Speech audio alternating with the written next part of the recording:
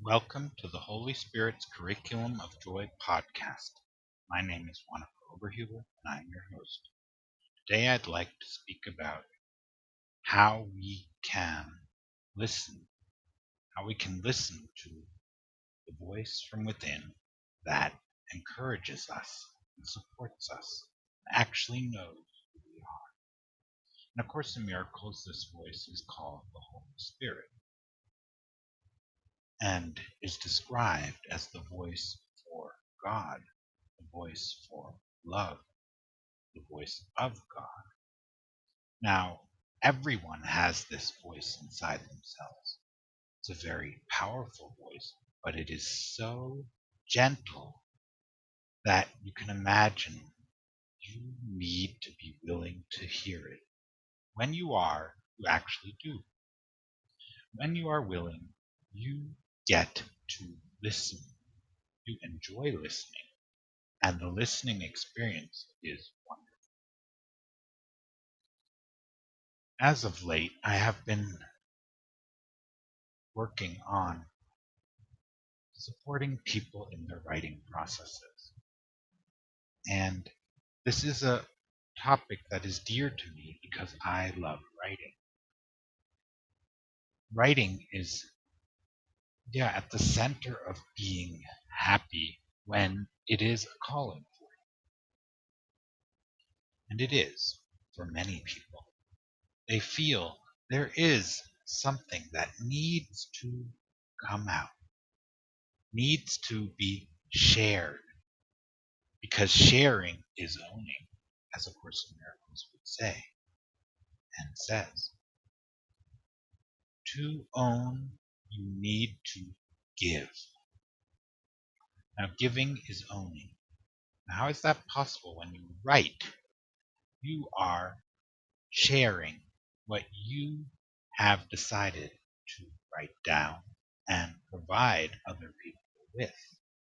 Now, other people is a very broad description because people are not other.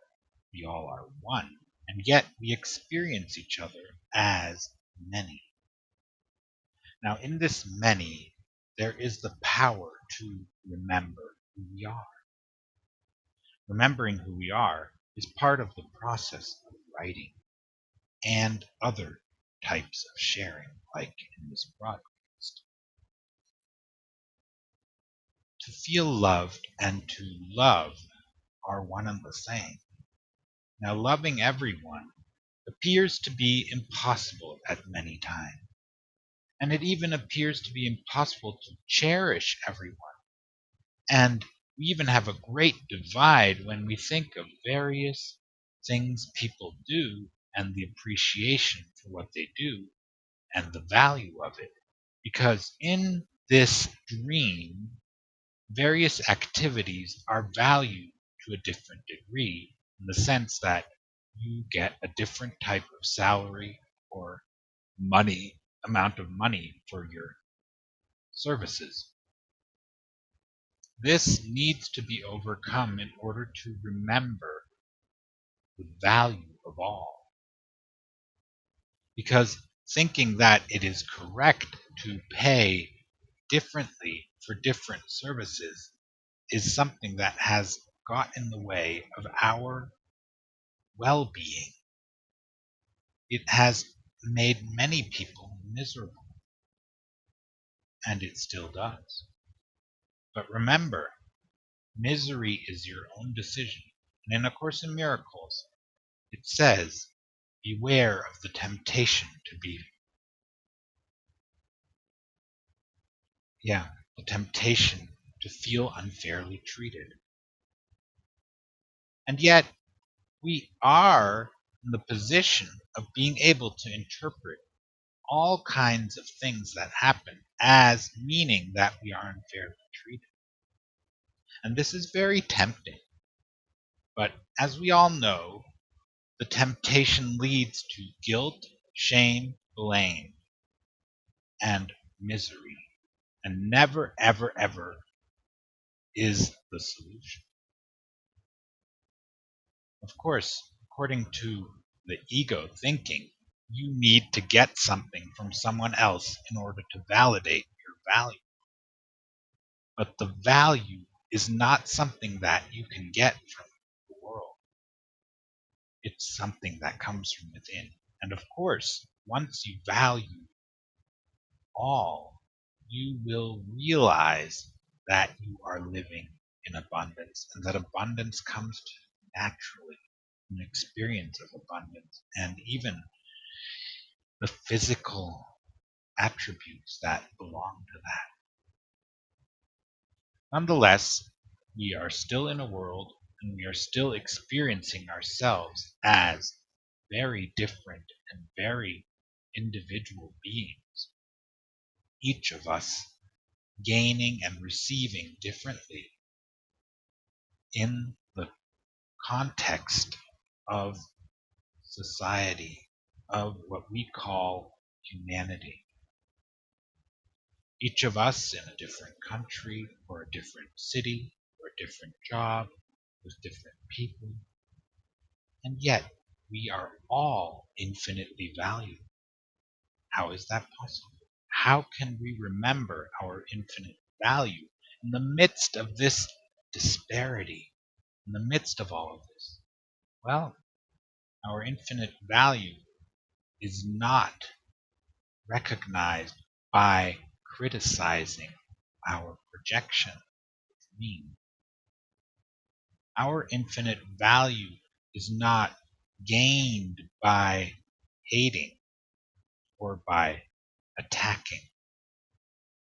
It is by remembering to be centered in love, listening to the Holy Spirit. Now, the Holy Spirit is in each and every one of us. Because we are all one, we all can and are listening to it. We may be covering up that voice with a loud and mean and separating ideas of the ego voice that is actually an illusion.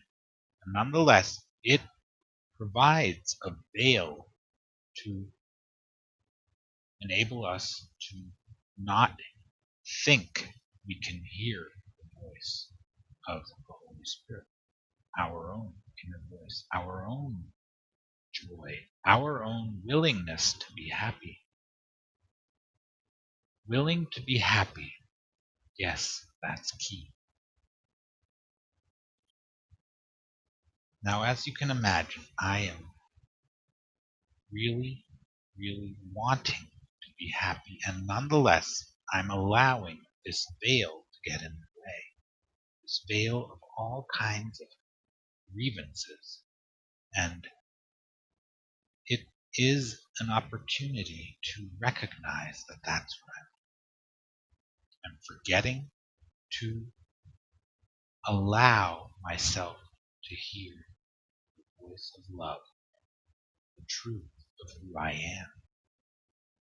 And in this conflict, we experience all kinds of ailments, and they come in many different forms. They come, but they are not to stay. They cannot stay because we all are guaranteed that we shall return to the memory of who we are in the present moment. And in that remembering, salvation lies. We are loved, we are cared for, and there is nothing we need to hide because we are defenseless.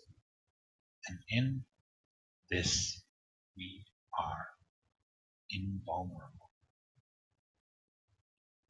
Now, mostly we would think that being vulnerable is a matter of sharing who we are with everyone. But in the contrary, who we are is invulnerable, is safe, is absolutely safe. And the only thing that can be attacked, and only by ourselves, on ourselves, is our illusion of who we think we are rather than who we are.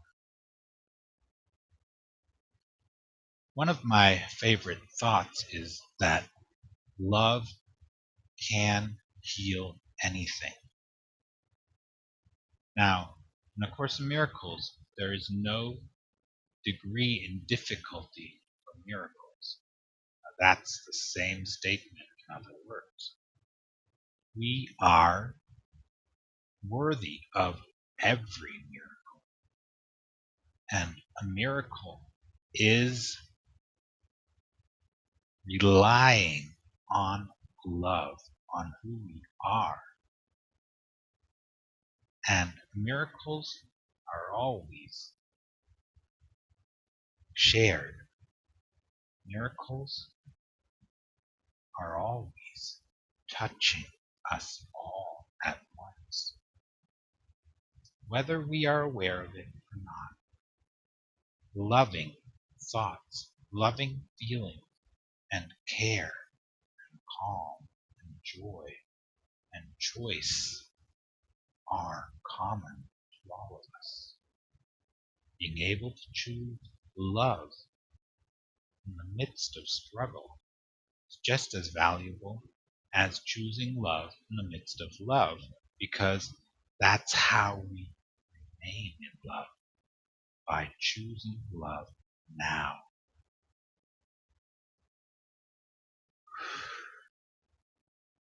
Now, writing puts this on paper, makes it visible, makes it tangible, makes it palpable, so that every fiber of your being can feel the power of your thoughts.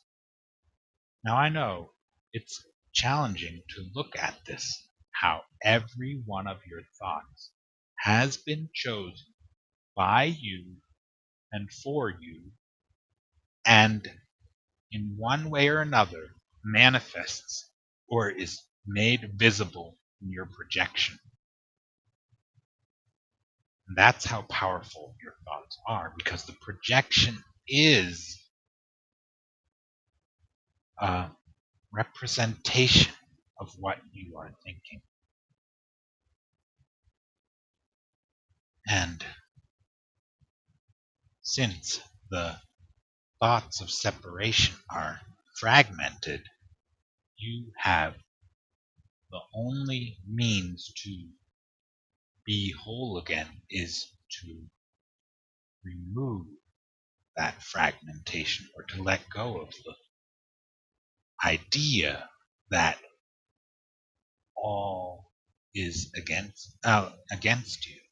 Yeah, and choose the idea that all is for all, and is really geared to the highest good of all, and all get the highest good at all times.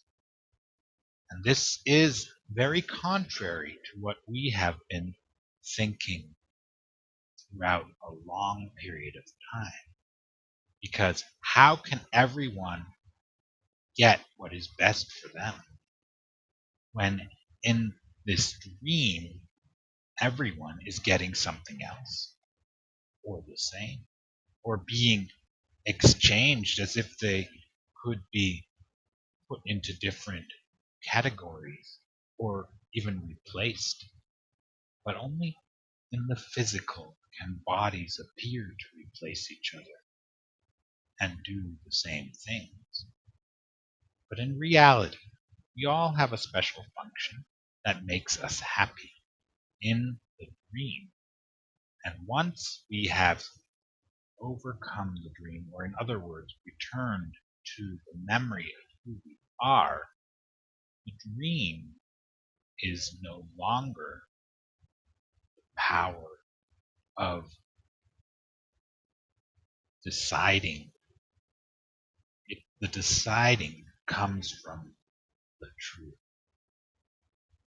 And the dream changes from struggle to ease to effortlessness, joy.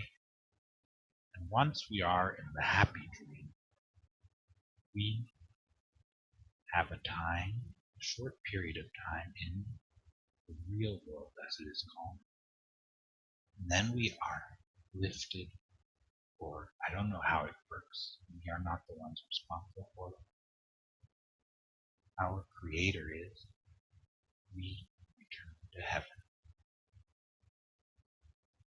And our purpose here is what A Course in Miracles calls forgiveness, which we might understand as the removing of the idea that we need to think fragmented thoughts and remembering wholeness, remembering holiness.